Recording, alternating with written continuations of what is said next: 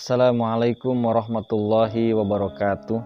Alhamdulillah, wassalatu wassalamu ala rasulillah wa ala alihi wa sahbihi wa mawalah. Asyhadu an la ilaha illallah wahdahu la syarikalah wa asyhadu anna muhammadan abduhu wa rasuluhu la nabiyya wa la rasula ba'dah. Sahabat-sahabat, saudara-saudara dan rekan-rekanku sekalian, di bulan suci Ramadan ini tidak terasa waktu terus berjalan dan kita sedang melaksanakan sebuah perjalanan suci, yaitu membersihkan diri kita dengan melaksanakan ibadah saum ditambah ibadah-ibadah sunat yang lainnya, yang tentu ini menjadi sebuah pelengkap bahwa bulan Ramadan ini memang bulan yang sangat dirindukan oleh semua umat Islam. Kemudian ada satu amalan yang mudah-mudahan dan tentu jaminannya ini sudah tentu bisa mengantarkan kita pada sebuah keselamatan. Dan ini berawal dari sebuah potensi yang ada dalam diri kita. Ada potensi atau ada kebiasaan-kebiasaan yang dilakukan oleh kita mulai dari anak kecil, remaja, para pemuda sampai dewasa, yaitu kebiasaan membaca. Baca buku, kemudian yang paling sering baca status di WA, kemudian baca beranda di Facebook, kemudian di IG atau di media sosial yang lainnya. Ini bukan berarti tidak boleh atau apalah, tetapi mari kita mengalihkan potensi membaca itu menjadi membaca yang bermanfaat, yaitu dengan membaca Al-Quran.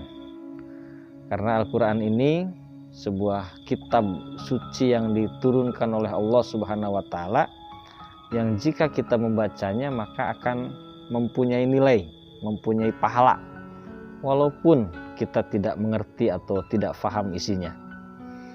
Nah, menjelang 17 Ramadan, di mana peristiwa besar yaitu nuzulul Quran itu mengingatkan kita untuk sering membaca itu.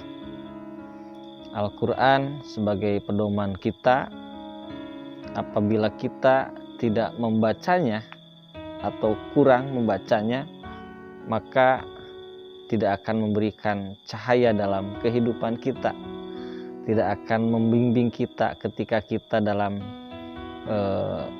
kegoplahan atau kekhilafan. Karena Quran ini adalah mukjizat Nabi Muhammad SAW yang diperuntukkan bagi umatnya, dan itu bisa menjadi syafaat atau penolong kita di hari akhir, sebagaimana yang diriwayatkan oleh Muslim dalam sebuah teks hadis. Rasulullah SAW bersabda, "Iqra'ul Quran fa innahu ya'ti yaumal qiyamati syafi'an li ashabihi." Bacalah Quran, karena Quran itu akan menjadi penolong syafaat nanti pada hari kiamat li ashabihi, tentu kepada ashabnya, mereka yang setiap harinya membaca itu ayat demi ayat, surat demi surat, juz demi juz. Pertanyaannya, Ramadan ini sudah sampai pertengahan, sudah berapa ayat yang kita baca? Tentu yang paling baik adalah menyempurnakan bacaan itu sampai pada akhir. Kita misalkan satu tamatan Quran sampai akhir. Kalaupun tidak, ya minimal kita berusaha untuk membaca berapapun itu. Karena salah satu obat hati kita adalah dengan sering membaca Al-Quran. Apalagi di bulan suci Ramadan ini yang sangat dianjurkan sekali.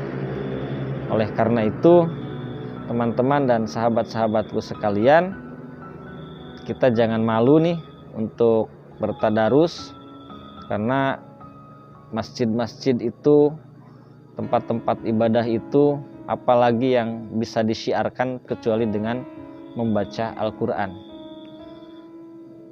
Nah, yang paling menarik dari Quran ini ada dalam tulisan biasanya di cover mushaf itu, la yamassuhu illal mutahharun, bahwa Quran itu tidak boleh disentuh kecuali orang yang suci. Maka dalam fikih, orang yang akan membaca Quran dia harus punya wudhu dulu.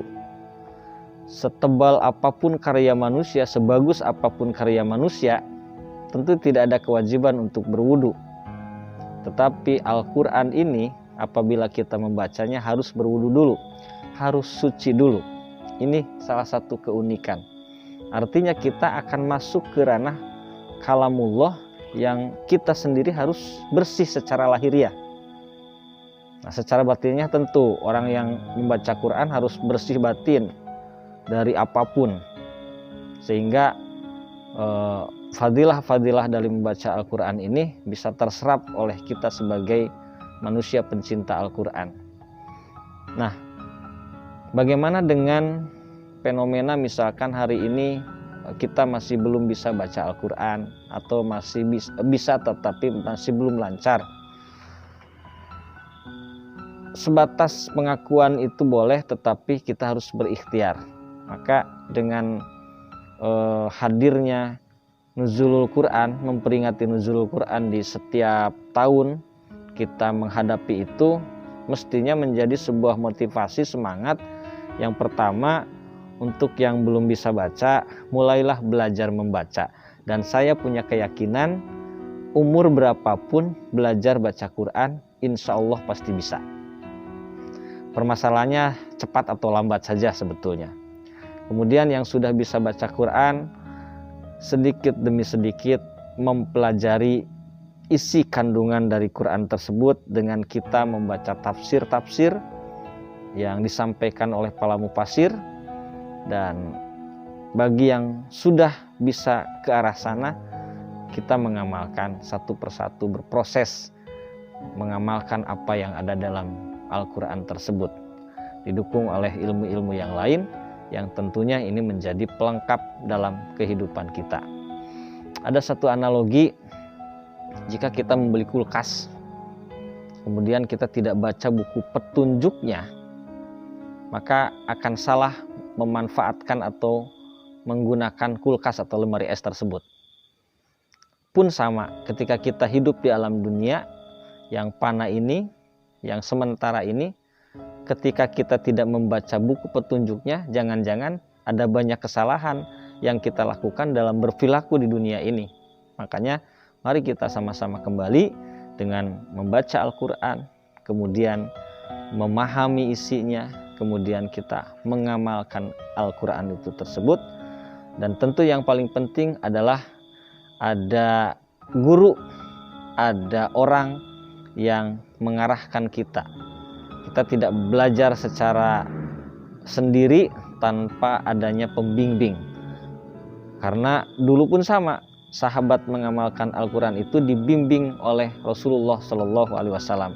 Maka kita pun sama, belajar Al-Quran, mengamalkan Al-Quran ini juga harus dibimbing oleh guru-guru yang sanadnya jelas dan guru-guru yang tentu pengamalan agamanya lebih daripada kita. Mudah-mudahan bermanfaat dan mudah-mudahan kita bisa mendapatkan syafaat kelak di yaumil akhir dengan mukjizat Al-Quran ini. Terima kasih. Hadzanallahu wa iyyakum ajmain. Assalamualaikum warahmatullahi wabarakatuh.